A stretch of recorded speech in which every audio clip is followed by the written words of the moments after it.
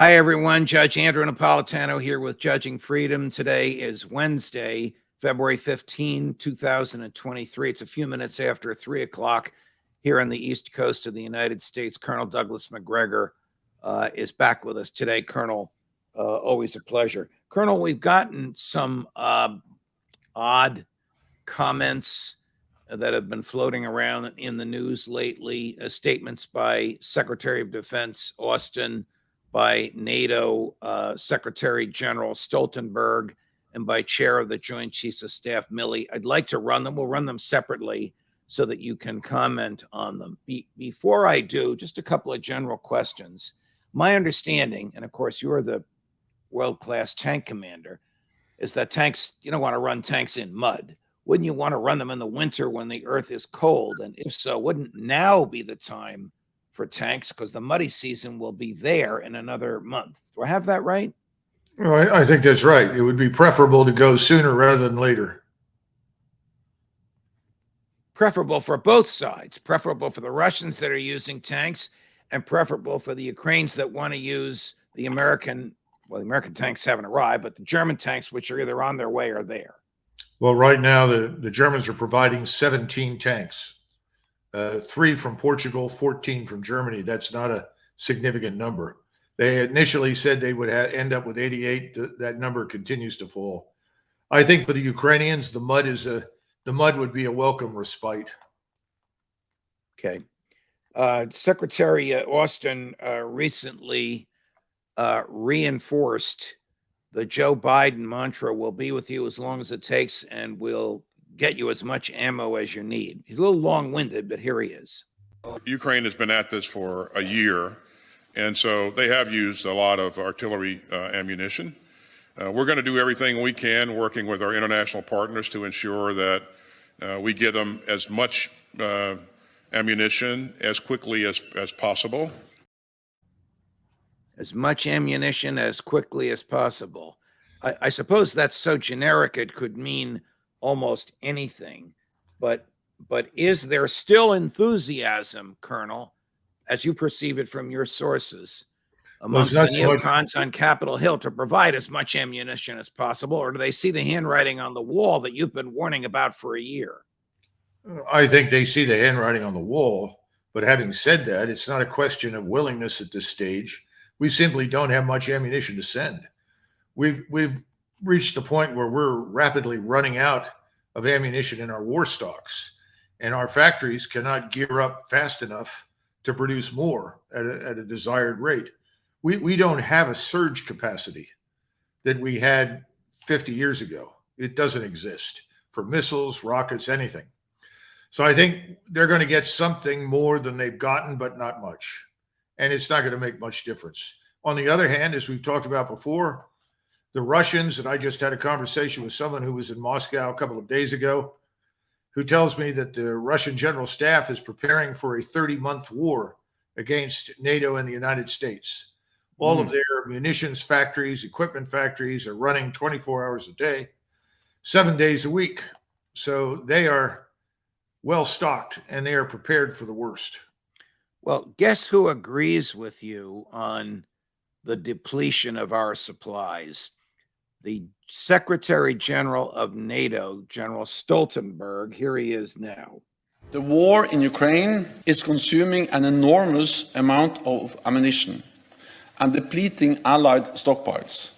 The current rate of Ukraine's ammunition expenditure is many times higher than our current rate of production. This puts our defense industries under strain. I wish that Secretary Austin had been there. Maybe he was somewhere else in the room. But the current rate, I'm paraphrasing, I'm going to think I memorized it. The current rate of Ukraine use is not twice, not 3 times. It's many times our ability to supply them. What does that tell you? It tells me that soon the Ukrainians will have nothing, because NATO will have nothing with which to supply them. If you make $10 a day and you spend $15 a day, sooner or later, you have no cash. Yes, the Ukrainians are running out of ammunition. There's no question about it. And they'll have to fall back and regroup. If they don't, they'll simply be annihilated. And that might not even work either. We'll talk about that later, but the bottom line is yes, the situation is dire, and the more desperate things become, the more ridiculous, in some cases, the claims are made by the Ukrainians and the West. Do you have an opinion as to why General Stoltenberg would have said that, and if he would have said that without running it past his masters in Washington first? No, I'm sure that they asked him to say it. Everybody knows it. It's an open secret. We're in the same boat as our European allies, but I don't think anybody in Washington wanted to make that admission. So they simply said, Secretary Stoltenberg, please, emphasize this point. Again, it's a statement of desperation. Please, please, please send whatever you have. We're running out. That's not a good thing.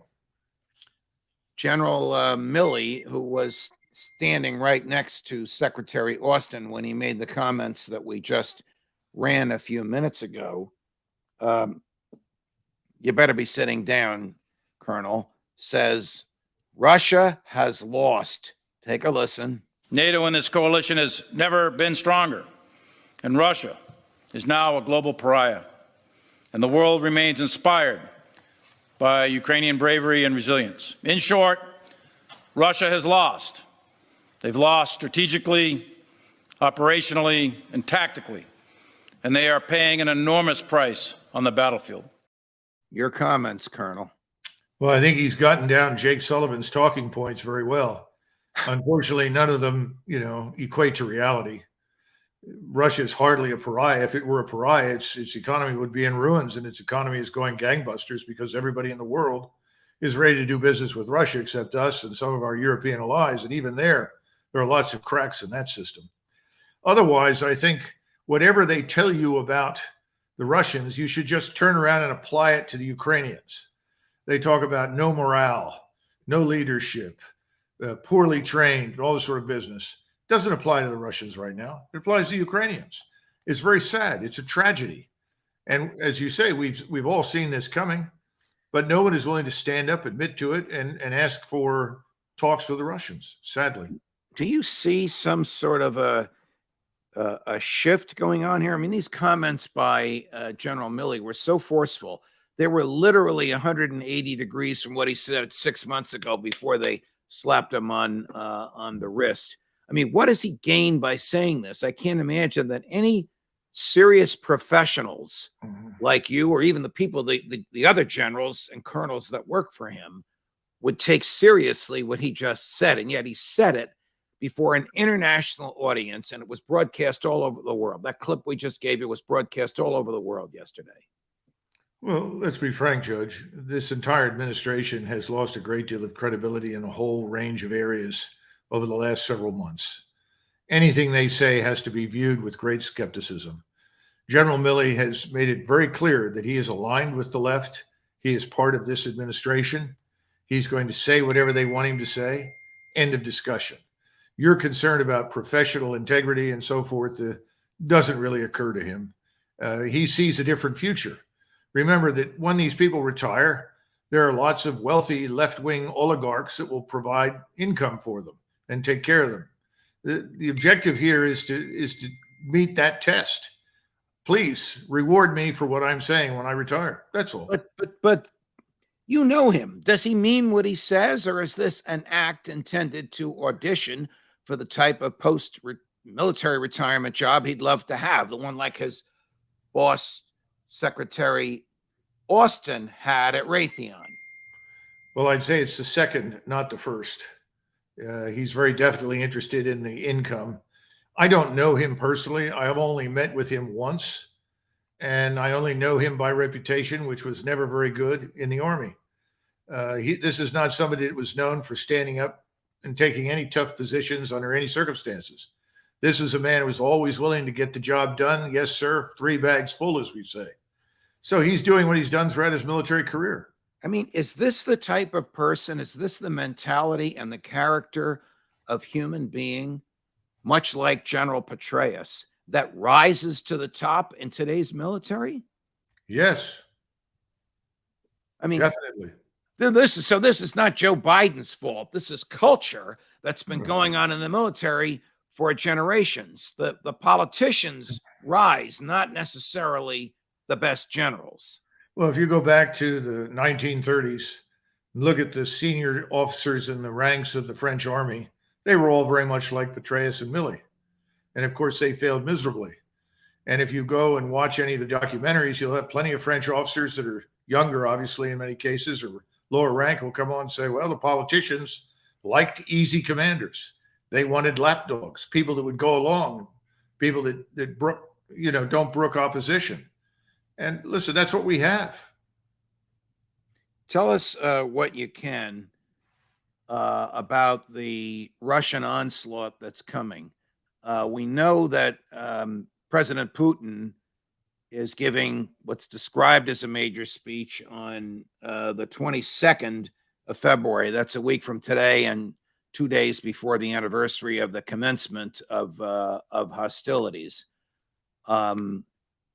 Would he be prepared to say, oh, by the way, there's 250,000 troops that just crossed the border? And if he were, would we know that ahead of time from intelligence sources, that a number that of human beings that massive is in one place at one time? Well, Judge, I thought it was the 21st. Correct me if I'm wrong. Oh, I'm honestly going by a writer. We get hundreds and hundreds, sometimes thousands of messages per episode when you're on, and I'm going by what the writer has said. Sure. So well, I think it's the 21st. What is happening right now is that we're seeing advances designed to effectively secure the axes of advance for the mobilized force that is being marshaled in the South. Now, what's the mobilized force? Well, we're looking at 250,000 right now of the Russian combat troops. Some of them are south and a little east of Zaporozhye when you look at the map.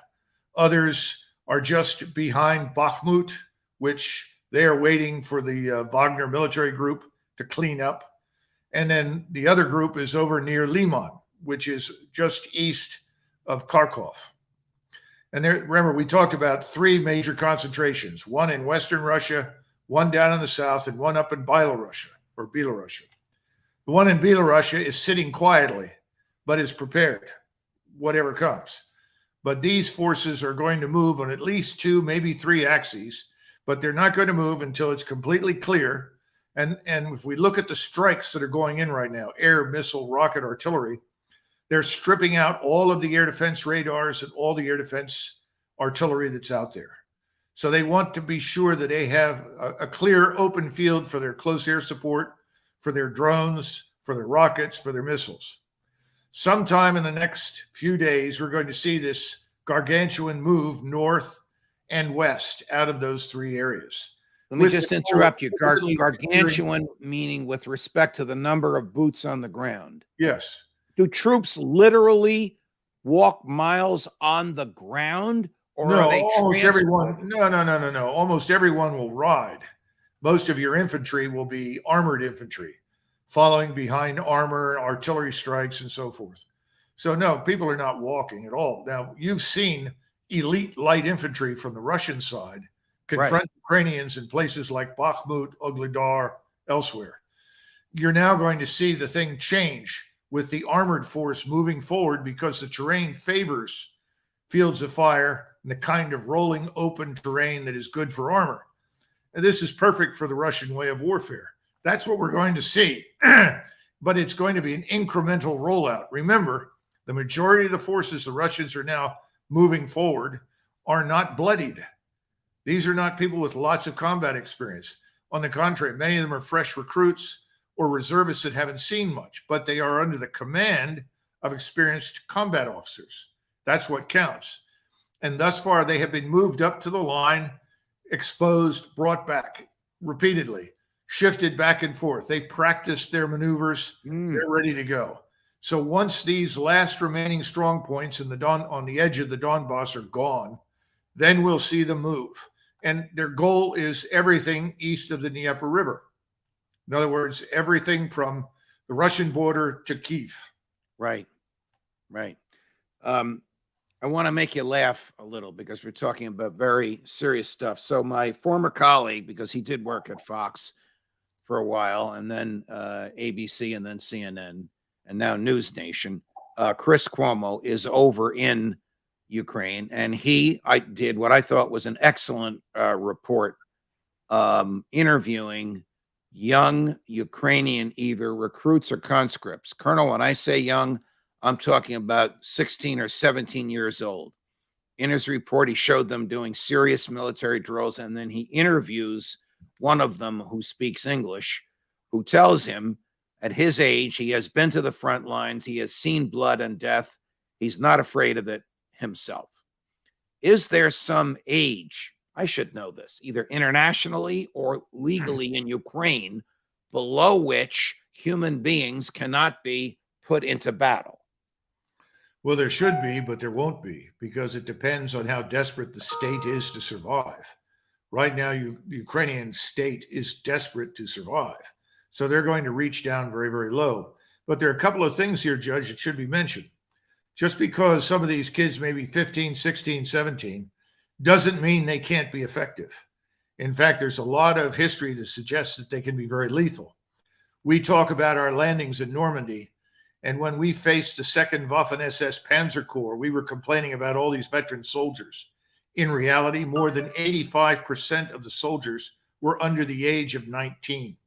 And they fought ferociously, and they inflicted 3 casualties for every one that they took. These are German soldiers or American? No, Germans against us and the British. Us. Wow. This was June of 1944 and July of 1944. Now, my point is this. Young soldiers that have never seen action are frequently much braver than those of us that have seen action, simply because we've survived some encounters. We know how lethal it is. They don't. So I believe the young man. But the sad truth of the matter is that no matter how brave you are, and no matter how much willpower you may possess, against overwhelming, accurate, devastating firepower, it's pointless. All right. Overwhelming, accurate, devastating firepower is what the Russians are going to bring to bear. Your analysis is so astute. But the reason I said I was going to make you laugh is because of our person on the other side of this, Matt Van Dyke, who's physically present in Ukraine and who comes on once a week. He's the head of this group, Sons of Liberty International. They purport to be veterans, American military veterans who provide training to a non-lethal training to Ukrainian civilians and military. When I asked him about the morality of conscripting young people, he basically said it's a day in the park for them. And I got angry when he said that because I didn't believe it. But I want you to watch this clip, and then I look forward to your response. How could someone refer to a draftee in the Ukraine military as having the time of his life? That's just death and blood and gore. Believe me, it's not a summer resort. Believe me, in most cases, that is not the opinion of most conscripts. But the one conscript that I know, it gave him purpose. It gave him camaraderie. He was actually pleased that he was serving his country. Colonel, this is worse than propaganda. This is utter bullshit. Well, in defense of Mr. Van Dyke, he said this is the one conscript that he'd spoken to. So let's be a little understanding. He spoke to one. That may well have been the attitude of one conscript. But right. Frankly, towards the end of the Second World War, all of the European nations that were engaged in the fighting were running out of manpower. There wasn't much enthusiasm in the last 6 months of the war to go out and be killed after just a minimum training and equipping. So I have trouble with that. The other thing is that I know that the SBU, the NKVD equivalent on the Ukrainian side, is rounding up and sending deserters back to the front. And they've got lots and lots of deserters. Many of them are very young, and they have executed some of them as an object lesson. So I think things are much worse on the Ukrainian side than obviously Van Dyke is willing to admit, and many others will. Let's switch gears to the balloon.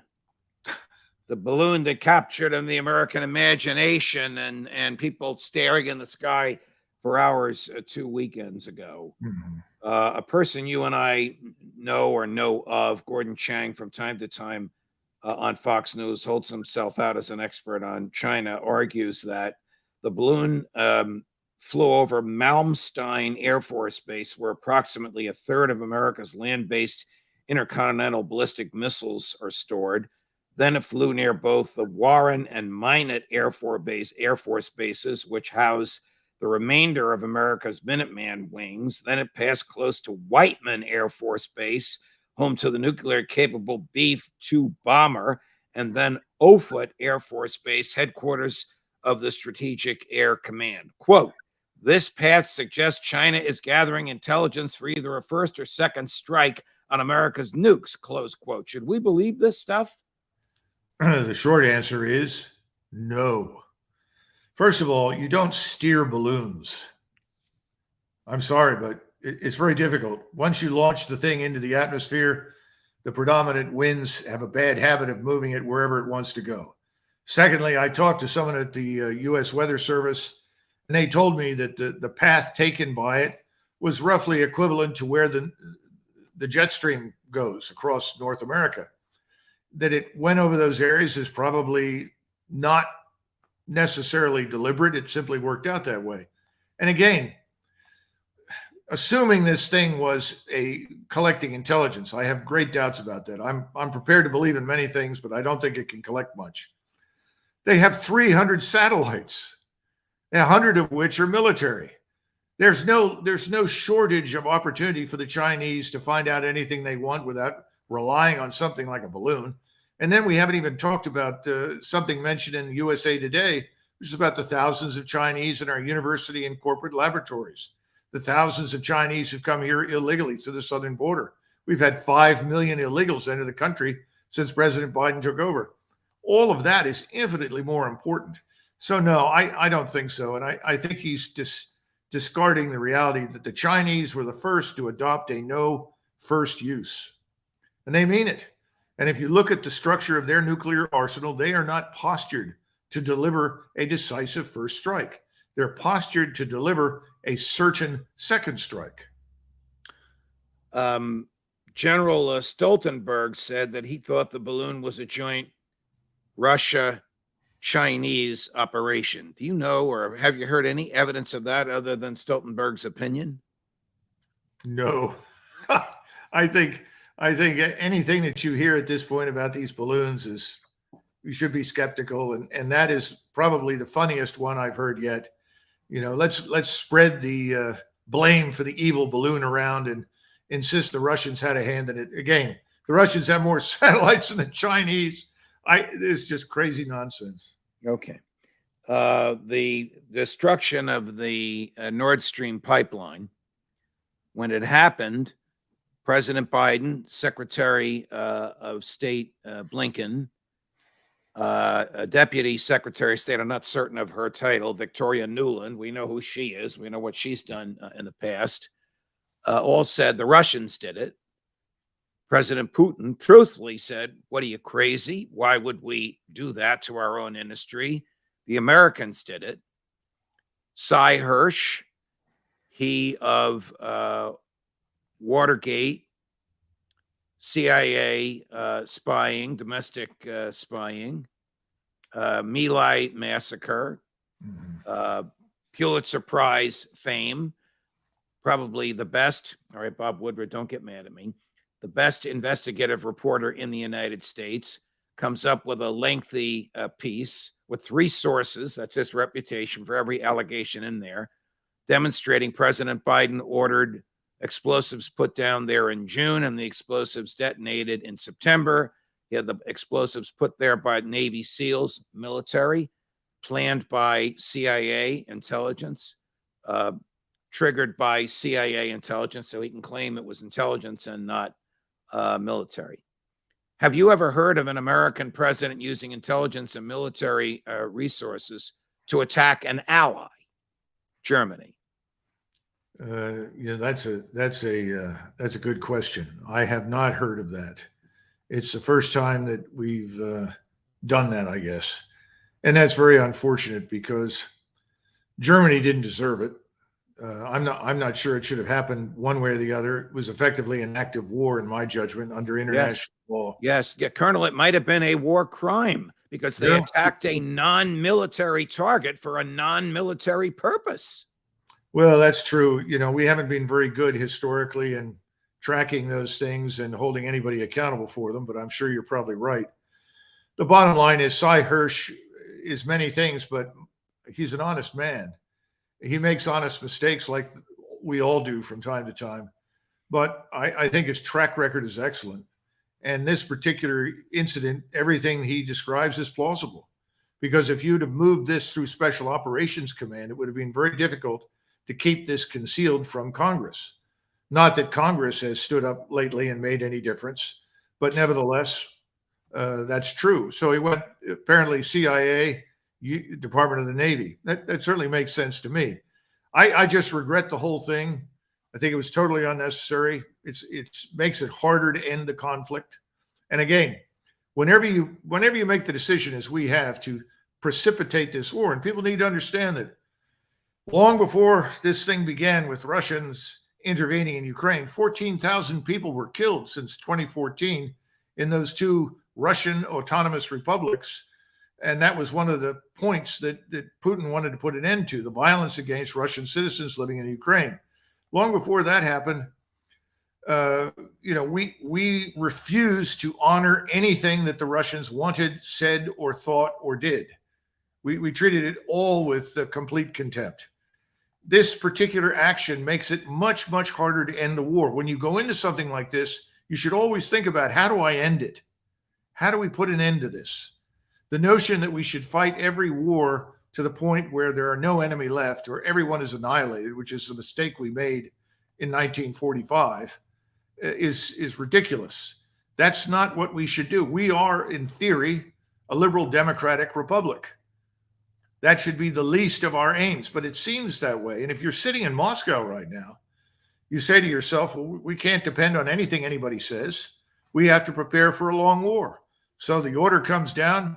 We may have to fight for 30 months before this is over, because we're not simply dealing with Ukraine and Ukrainian forces. We're up against the United States and NATO. And of course, if they're looking at 30 months, how long can that drag on before some serious mistake is made and we find ourselves in direct combat with Russia? Are you hearing anything, any fear in Washington of Biden and others being accused of war crimes over the destruction of the Nord Stream pipeline? No, in fact, they laugh at the prospect. What about thinks they're immune? You have been very critical, and rightly so, of Chancellor Scholz. I'm sure that he was in the dark. There's no way he could have known about this ahead of time. If so, he's committed under German law an impeachable offense. They humiliated him. I mean, Cy Chase humiliated him. You learn from a reporter that your ally destroyed an asset that your biggest utility company built, and on which half of your population relies to heat their homes in the winter, and you say nothing publicly. Well, the problem here is that the German population itself has grown complacent and comfortable after many, many decades of being protected by this thing called NATO, which, as you and I know, is ultimately the United States of America. And they have willingly subordinated themselves in most cases to almost anything we wanted. Now, they refused to participate in Vietnam. They refused to participate in Desert Storm.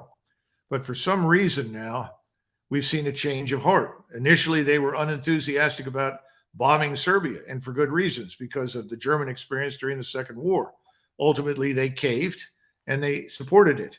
Now we have a government that seems even more willing to become a vassal of Washington than any of its predecessors. It's only a matter of time until the German population finally wakes up, goes to the polls, and we'll see an end to this. Germany is too powerful. Germany is too great. It's too important. And the German people need to come out of this funk that they've been in since 45. This is a great tragedy. If you look at Japan, you look at Germany, the Japanese were not transformed into a nation of self-loathing Japanese, despite the fact that they realized they committed terrible crimes in many cases. Right. But we have really converted the Germans into being a self-loathing nation. That needs to end, because, face it, who is still alive today that had anything to do with the Second War? Nobody. Colonel, always a pleasure to have you, no matter how terrible the events are that we're discussing. Thank you so much for joining us, sir. Thank you. Judge Napolitano, more as we get it for Judging Freedom.